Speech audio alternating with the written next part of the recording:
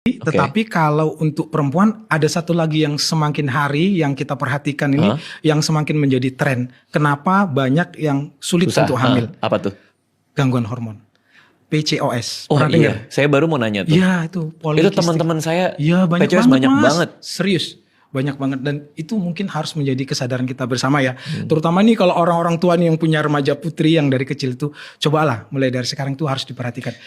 Sekarang ini Mas, PCOS itu wah banyak banget. Kita kasih konteks dulu ya. PCOS itu kan yang telurnya banyak tapi kecil-kecil bukan sih? Betul, itu salah satu ciri-cirinya. Jadi ciri-cirinya ya kalau dari arti dulu ya, polycystic ovarian syndrome. Jadi biasanya kita akan menemukan di ovarium atau di indung telur. Indung telur wanita itu kan ada kanan kiri di tengah rahim.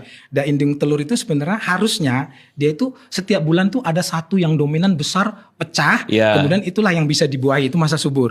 Tapi pada pasien PCOS ini nanti sel telurnya itu banyak kecil-kecil bantet, jadi dia nggak bisa membesar, nggak terjadi kematangan, jadi nggak ada yang bisa dibuahi. Tapi dia keluar nggak? Enggak. Seringnya enggak, walaupun kadang-kadang bisa keluar tapi sporadis, kita enggak bisa meramalkan bisa keluarnya.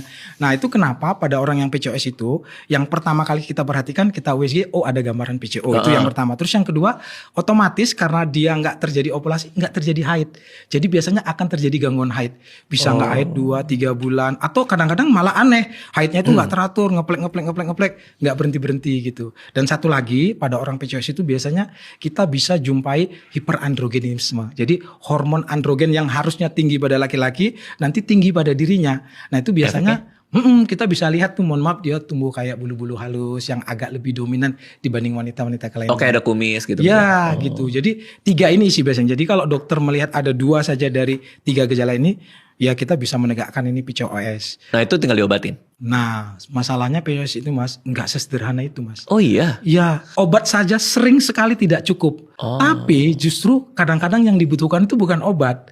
Banyak sekali ya orang-orang PCOS ini berhasil hamil, berhasil bisa mengatasi gangguan haidnya kalau dia merubah fokusnya. Berubah fokus apa nih? Merubah fokus. Jadi kebanyakan orang yang PCOS itu kan datang pingin hamil, kok haidnya nggak teratur, kapan hamil, kok haidnya nggak teratur. Padahal sebenarnya nggak itu kuncinya ternyata. Ya dari pengalaman kita ya bekerja sehari-hari sebagai dokter kandungan yang kadang-kadang datang itu pasien-pasien banyak sekali. Fokusnya itu harus dirubah menjadi bagaimana hidup lebih sehat. Karena kalau hidupnya lebih sehat, otomatis nanti haidnya akan teratur dengan sendirinya, kesuburannya nanti akan datang dengan sendirinya, sehingga bisa hamil. Dan ini akan menjadi cerita-cerita nyata. Nanti kalau kita posting cerita tentang PCOS, nanti pasti banyak sekali yang cerita. Saya berhasil menurunkan berat badan 15 kilo, lalu saya hamil. Saya diet dan saya olahraga, akhirnya saya hamil. Jadi yang dibutuhkan itu obat mungkin ada.